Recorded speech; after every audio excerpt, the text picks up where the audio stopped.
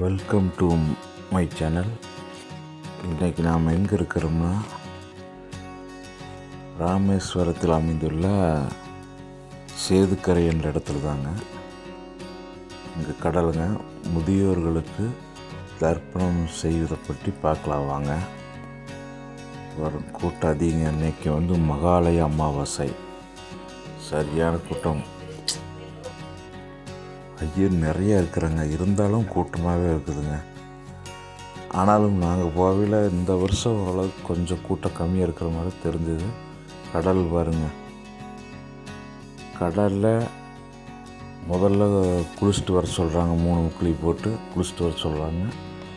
பிறகு அந்த மாதிரி என்னென்ன செய்யணுமோ அந்த எள்ளு சோறு வச்சு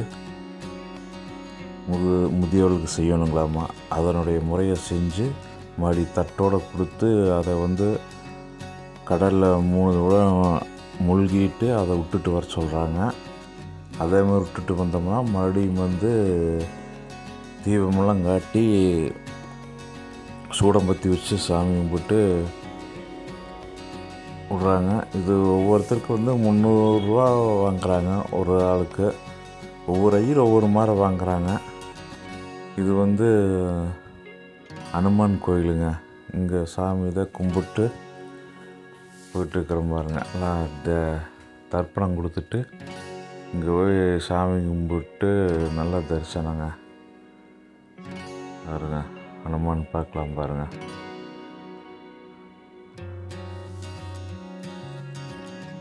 சாமி கும்பிட்டு அப்படியே வாங்கிட்டு கிளம்புவாங்க.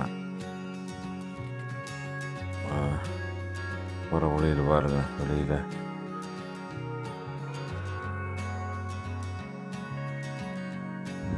போயிட்டு நாங்கள் அதை எடுத்துக்கிற மண்டபத்தில் சாமி கும்பிட்றாங்க. எல்லாத்துக்கும் பாருங்கள், ஒவ்வொரு வழக்கம் கும்பிட்றாங்க. 60 பேர் போயிருந்தா 60 பேர்கிட்டையும் எல்லாம் யார் யார் தர்ப்பணம் கொடுக்க வந்தாங்களோ அவங்கெல்லாம் ஒவ்வொருத்தரும் இந்த படைப்பு போட்டு சோறு என்னென்ன பலகாரமெல்லாம் வச்சு கும்பிட்றதுங்க. ஒவ்வொருத்தரை கும்பிட்றாங்க பாருங்க. இது கும்பிட்டு காக்காய் கொண்டு போய் வச்சுட்டு அப்புறம் எல்லாரும் காக்காய் எடுத்து ஒரு சாப்பிட்டு நிறைய ஒவ்வொருத்தர் கூட வந்தாங்க.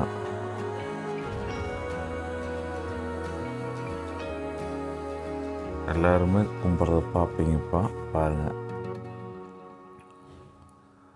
ஏன்னா இதை பற்றி ஒவ்வொருத்தர் தெரிஞ்சுக்கணும். இந்த மாதிரிலாம் இருக்குதுன்னு மகாலய அமாவாசையில் கண்டிப்பாக செய்யணுங்க. முதியோர்கள் இப்போ தான் ஆசை நிறைவேறுங்களாமா, நல்லதே நடக்குங்களாமா கண்டிப்பாக. ஏன்னா அவங்களோட ஆசையை நிறைவேற்றி வைக்கிறா. நம்மளை ஒருத்தர் பார்க்க மாட்டாங்களேன்னு ஏங்கிட்டு நிற்பாங்களாமா அந்த அன்னைக்கு அதனால் அவருடைய பூரண ஆசை கிடைக்கணுன்னா இந்த மாதிரி செய்யணுங்க. கடலில் சேதுக்கரை இந்த மாதிரி புண்ணிய கடலில் குளிச்சுட்டு தர்ப்பணம் கொடுத்துட்டு போனோம்னா மிகவும் நல்லதுங்க.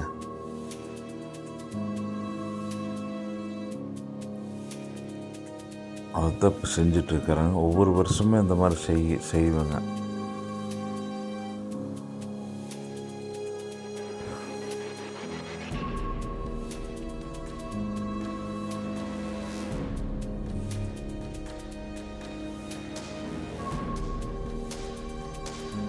இந்த மாதிரி செய்து புண்ணியம் செய்கிறங்க. புண்ணியம் 4 பேர்த்துக்காக சாப்பாடு போடுறாங்க. செஞ்சுட்டு சாப்பாடு போட்டு வந்தோம்னா ரொம்ப நல்லது.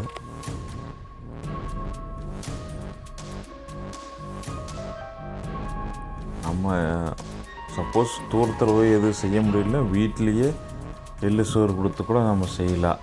ஒரு வகை முடியாதவங்க தூரத்தில் போய் செய்ய முடியாமல் அந்த புண்ணிய ஸ்தலத்துக்கு போக முடியாதவங்க அந்த மாதிரி செஞ்சுக்கலாம்.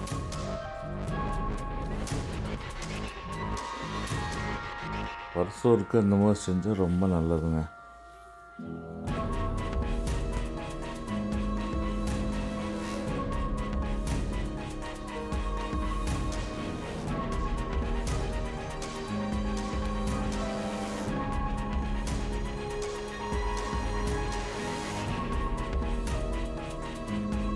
பார்த்து தெரிஞ்சுக்கிட்டு நீங்களும் அடுத்ததாக இந்த மாதிரி யாராவது பெரியவங்க இறந்துருந்தாங்கன்னா அவங்களுக்கு செய்யுங்க, ரொம்ப நல்லது.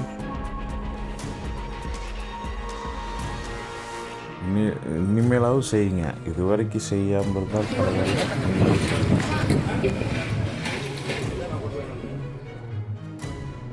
அவங்களோடு சேர்ந்து நானும் செஞ்சிடறேன். எங்கள் அப்பாவுக்காக நான் செய்கிறேன்.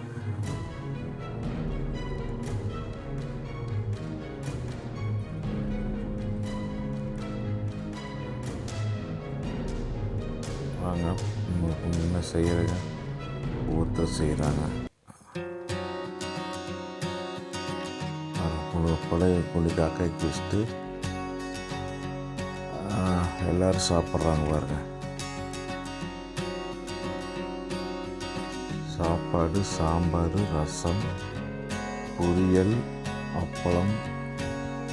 இன்னொருத்தர் கும்பிட்றாரு இடையில பந்தி போட்டோன்னா ஒரு பொரியல்,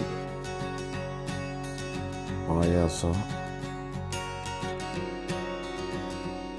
பச்சி, அதெல்லாம் எல்லாமே வச்சு சாப்பாடு சூப்பருங்க, அருமையாக இருந்தது. சாப்பிட்றதுக்கு எல்லாமே திருப்தியாக சாப்பிட்டாங்க.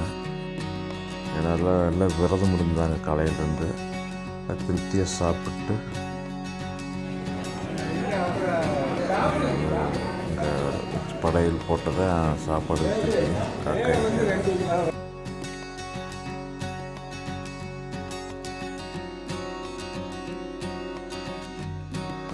அப்புறம் இது வந்து பக்கத்தில் கட்டடம் வச்சுட்டு இருந்தாங்க, அவங்களையும் வர சொல்லி அவங்களுக்கும் சாப்பாடுங்க. நல்லா திருப்தியாக சாப்பிட்டாங்க. நல்லா திருப்தியாக சாப்பிட்டு போனாங்க. இந்த மாதிரி சாப்பாடு வர்றதெல்லாம் ரொம்ப நல்லதுங்க. அந்த அன்னைக்கு 2 பேர்த்துக்காவது ஒருத்தர் போடணுங்க. பார்த்தா வந்து அதில் இவ்வளோ செஞ்சது புண்ணியம்.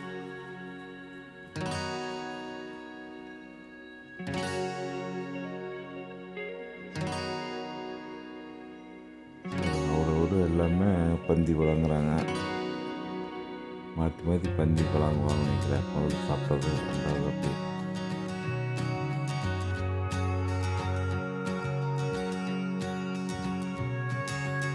இந்த வீடியோ பிடிச்சிருந்தா லைக் பண்ணுங்கள், ஷேர் பண்ணுங்கள், கமெண்ட் பண்ணுங்கள்.